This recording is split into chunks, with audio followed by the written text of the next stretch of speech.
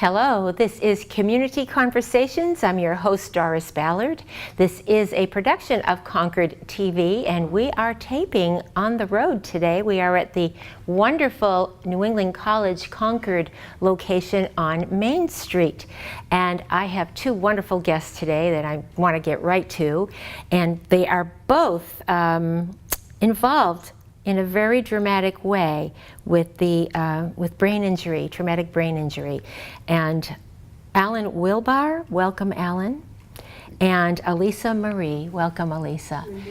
Now, I want to get right into your stories because, you know, people are probably wondering, whoever's watching, why are they here? They represent probably the Brain Injury Association of New Hampshire, but you both have a brain injury. And so let's start with you, Alan. We have to share the mic today, so because we're on location. So, Alan, tell us a little bit about your story. Well, back in 1988, I was running a rigging company. We built huge rock and roll stages for people. We provided labor for them. And we had put this circus tent up at South Shore Music Circus in Cohasset, Mass. early in the summer because the owner of the company was the TD there, was kind of the cushy gig for the summer. Then we went off and built all kinds of stages, and we came back to take the tent down in September. And I can legally say that it was too old. The tent was too old. Actually, when we were putting the tent up, this old rigging company, our family actually from the South Shore, was there putting the tent up, and they kept running into, we noticed them running into problems, thinking, okay, they know what they're doing, they're fine. Actually, it's funny that we have a photograph, we should reproduce it, from the Patriot Ledger, and of us on top of the tent. And at that moment, the owner of the company is telling me, oh, if we're on a tent, you don't need a safety. If you fall down, you just roll down and walk back up. And I'm hanging on my safety there, and I'm like, oh, okay, that must be fine. Then months later, of course, that came into play. I was down rigging a circus tent. I got to work late after a Kenny Rogers show. We got everything set. I went on top of the tent. Imagine main poles on a circus tent. And we walked up this path, then this way to this main pole, and I took a rain cap off. It's like a hula hoop with fabric over it. It's like to keep the faces dry, you know, the audience is far below. And I took the rain cap off and I turned, and that's all I remember. We then walked 40 feet back to the other main pole, laughing, singing, joking, then 13 feet down, and 13 feet from the top, I ripped through vertically. And my best rigger and good friend Craig Riggs was above me, and he saw something flash peripherally and he grabbed. And it was me, he caught me by the throat. I was milliseconds away from going through vertically, and then understanding the physics, if I'd gone through there, I would have just... So I got away from him, spread-eagled my body to redistribute my weight, and then it ripped through again. And so for a moment I was sailing, like I said, my PTSD now tells me. That may have just provided enough of a delay. So I fell, I hit the grid, my leg exploded, bounced in the air, came through the lighting grid, landed at a good friend of mine's feet, breaking my back, coming up to rest on this wooden ramp 3x6 that went up the aisle that I had ordered to be removed an hour before, but the guy forgot about it. And so it was there for me to land on. Well, there are many interesting stories. An ambulance crew had stopped by the tent to visit friends who were on duty, so they were there with an ambulance.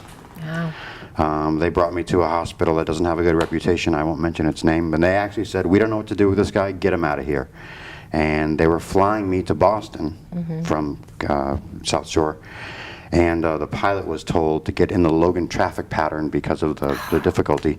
And the medic said in 20 minutes, his leg's gone. In 30 minutes, he's dead. So he pulled some radio shenanigans and just landed and got fined $1,500. Wow.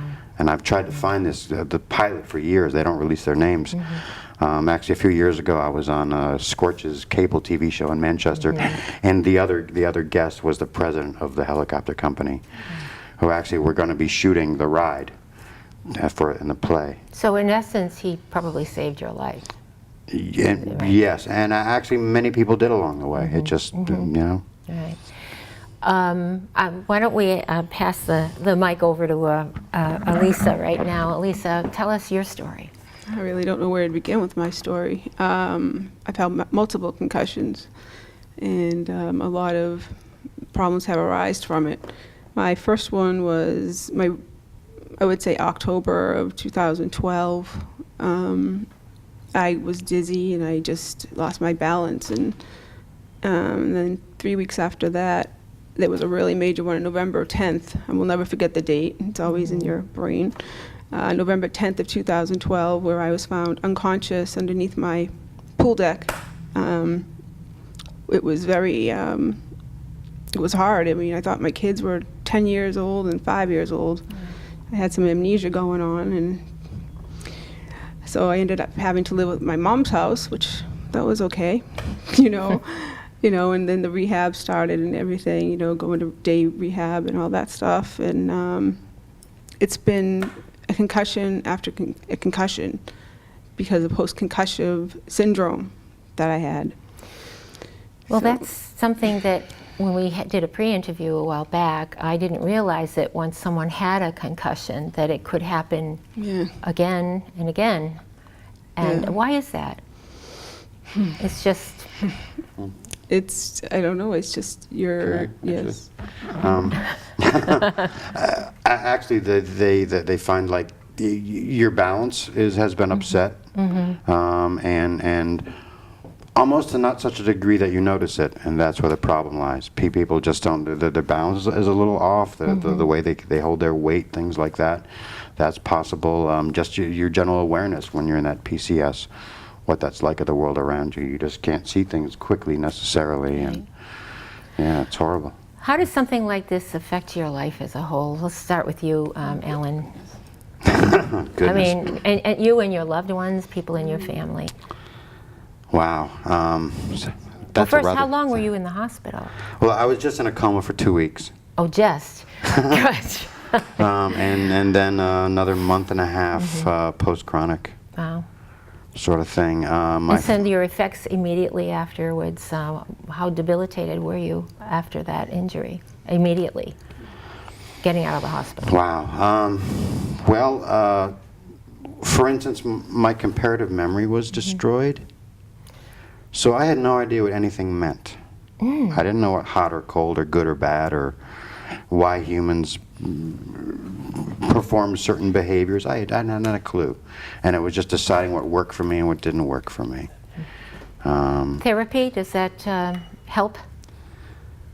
Any form of therapy? Certainly. Relearning language? Yeah, and just, well, for me, I had physical therapy. I mean, I'd broken my back badly. I shattered my sacrum. I compressed vertebrae, shattered my leg and stuff. So I had just years of therapy, and it became a home.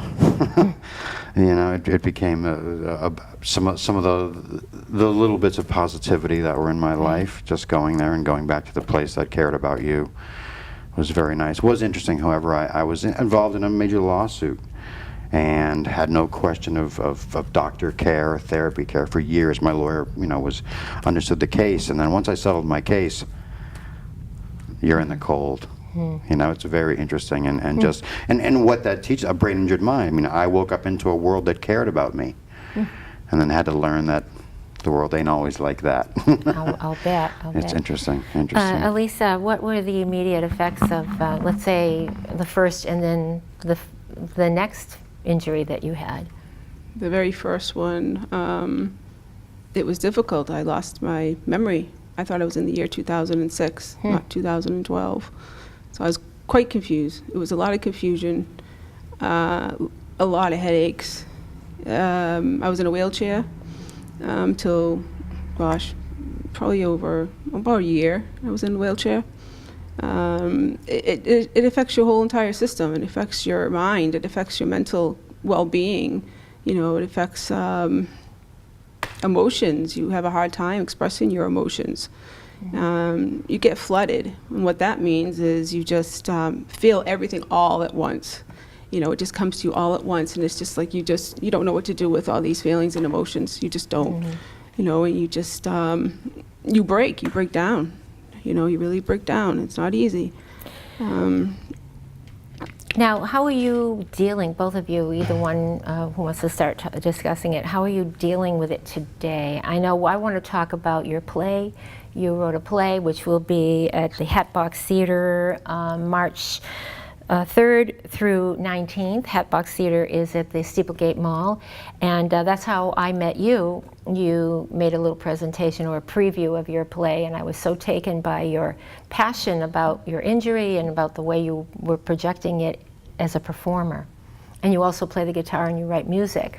So, and I do want to talk about the play, but did writing this play help you, and then how did you both meet? Yeah, writing this play was certainly its own brand of therapy for years. I started writing it actually in like probably the end of '06. Actually, my good friend Dave Mayhew from Concord was back from Los Angeles, and I had just edited all the poetry I'd written as I recovered, which poetry helped me recover too. That was the condensation of my thought. Whatever I was wondering, I would write it in poetry as I recovered, and realized that. Did you write poetry before? I'm sorry. Yes, before I did actually. Okay. Yep, right. yep. Didn't write poetry for about a year and a half afterward, and could care less. And then all of a sudden, it started coming again. So Dave came home and read this poetry and said, "Let's do something with this." And I said, "Oh, okay." And it was born, and just began writing it. Many events have had to happen since then to make the play a lot more complete. I moved back actually to help take care of my father, who had Alzheimer's. Oh dear. Like I talk about in the play, I mean, I could understand where he came from. I was once there as well, when time meant nothing, schedules mean nothing. You're just there living, existing. And so I could offer that to him, but he actually died at my feet. He died of his own traumatic brain injury. He fell down the back stairs, and actually I was a corpsman in the Navy for a little while, so I found him and tried to make him okay, and realized he crushed the back of his skull, and the EMTs came and kept him alive. But at that moment, it was wild. At that moment, I gave him to the EMT. The EMT came. I said, "Okay, he's yours. You know, okay, I'm clear." And at that moment, I felt my eyes pulled to this place in the sky that he always stared at, and I just said, "It's done." Wow. You bastard, laughing. You bastard, you know, because he loved theater. He just. Yeah. This is great. So. If you're just tuning in, this is Community Conversations. I'm Doris Ballard, your host. It's a production of Concord TV. We also have a podcast that you can go listen to if you're not going to watch it on our channel 22, and it will be on demand on our website, yourconcordtv.org. Today, my guests are Alan Wilbar and Alisa Marie. Both have experienced traumatic brain injury, and we're talking with them today about their stories and about their dealing with their injuries and the effects that it had on them and their families. So, how did you both meet? Well, I had performed at Kremple Center in Portsmouth a couple times, and Alisa actually went there, but she missed the performances.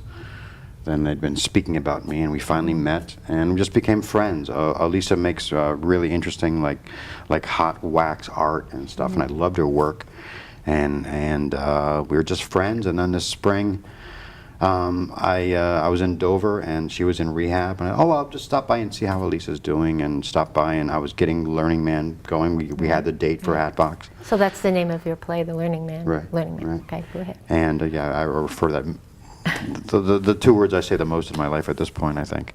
And anyway, so I dropped by rehab where she was recovering from Brain system with a brain infection, central nervous system.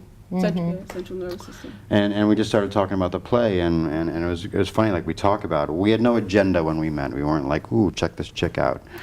It wasn't like that at all. It was just, I mean, just seeing the passions, you know, and understanding, and then we realized the similarities between us. Our birthdays are 3 days apart. That's both amazing. Scorpios. Lots of synchronicities. It just, yeah. You were meant to meet, Oh, right? Yeah. Yeah. No, I think that we were meant to meet to spread brain injury awareness, you know, and this was something that we're supposed to be doing. I mean, and it's going to work. It's going to be amazing. So this play, are you involved with it, with Alan's play? I am involved with it. My art actually is going to be part of the Yeah, we're production. using wonderful. some of her art as actually going to be That's the great. backdrops. and stuff. That's very Yeah, nice. yeah. All digitally reproduced. Very nice. And I didn't know that I was an artist. I mean, he's the one that saw that I could do these things, and he just was like, you know, you have something here, and I'm like, oh, it's just a picture. I didn't think anything of it, you know. And he definitely showed me that I am an artist, and I'm disabled. You know, you can look at me, but I'm not. You can't tell I'm disabled. Right. You know, and I don't think there's any such thing as being disabled anymore. I think if you put your mind to it, you are able to do anything you set your mind to. You really are. Oh, that's very inspirational. That's Yeah, great. definitely. So there are many, many causes to brain injury, some not as serious as others. But for both of you, let's continue talking about your families, your friends, and how was it for them to adjust to the new you after this injury? I mean, I'm sure you were a different person, right? Not completely. Right. So who would like to share that with? You go first, my friend. You're becoming an interviewer. You're very good at it too, Alan. He is. My family and my brain injury. My mother was called on the telephone while I was on my way to the hospital. My sister-in-law actually was an intern for a personal injury attorney, and he said, "Take pictures, take pictures." Wow. So I've had these 7 photographs since for 28 years of me coming in the hospital on my way from emergency X-ray into the hospital, and just all those and then throughout my coma. My mother took pictures and stuff, which is really wonderful cinematically for, you know. Yes. Thanks, I Mom. think there's a movie coming. Right, They could right. actually make a movie. But Right. but mom tried to create her control, and then she'd feel better about it. Right. As far as the emotional and mental changes, I don't think my family was so necessarily ready for me to begin with. And then all of a sudden I was a new person, completely new person. I remember sitting at like Christmas at my family's house, and far too many relatives, and just presents flying through the air, and I just sitting there going, who are these people? Wow. I didn't have any kind of visceral connection with them for years. It probably took a good 12 or 15 years before I started feeling little bits of that. You know, I mean, you look at your brother, you know, who you've had your entire life, and it's just a human being. You don't attach, all those memories aren't there. Do they start coming back after a Yes, while? they do, and it's like I talk about. They have a little celebrity death match in your head because you've already decided what you think about this thing, and maybe you even remember that before your injury you thought differently, and maybe now you think correctly. Well, that memory is going to come back. Bam! You're bashing into the thought you've already formed in your brain. All of a sudden, that memory comes back. Is it a rejoicing moment for you? Or No, it's actually not. It's actually really not. Yeah. conflicted? Eventually you might rejoice. Right. But like I talked about in the play, I have one poem in the play. I hope they send a letter next time. Just send me a letter. You know, and recovering from brain injury, it's like you don't know you can accomplish complex situations, until all of a sudden you're thrown in them. No. And you just trying to figure it out. Just send me a letter. Just send me a letter, you know. And Alisa, how about you have children, right? And they're more grown now. Yes, I Relationships, how does it affect relationships? do. This is difficult for me. Hopefully I just keep it together. Go where you feel comfortable. Yeah. Right. Well, my daughter of 22 years old has left me. I consider her, she's an estranged daughter. I'm sorry. Yeah, it's not easy. She doesn't understand. She didn't understand, you know, why do I do these things, and you know, she just didn't understand it. My sister left. I lost my sister. She just didn't understand it. You know, they say to me like, well, how can just a bump to your head do all these things to you? It's not just a bump to your head. You know, it changes your life. It changes people that love you. You know. And that whole idea of concussions too is starting to really, with the movie Concussion, in sports, you can attest to how something that you think might be just, oh, well, you'll be okay, No, may not be okay. No, you don't even have to be unconscious, because what happens, I mean, when you fall or, get an injury to your head, the brain will just go forward, and it just gets all, It's like a rattle. Yeah. yeah, it just, it's just, Wow. it's I like, call it, it's the trick baseball effect. And we still both get that sometimes, where Oh, it yeah. feels like your head's a trick baseball. You're oh like, yeah. Wow. It affects your vision also. Your It can- vision, your balance. Yeah, especially everything in your body. It really does.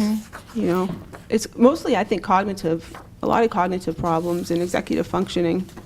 which is- Headaches, do you get headaches? Yeah, really bad headaches.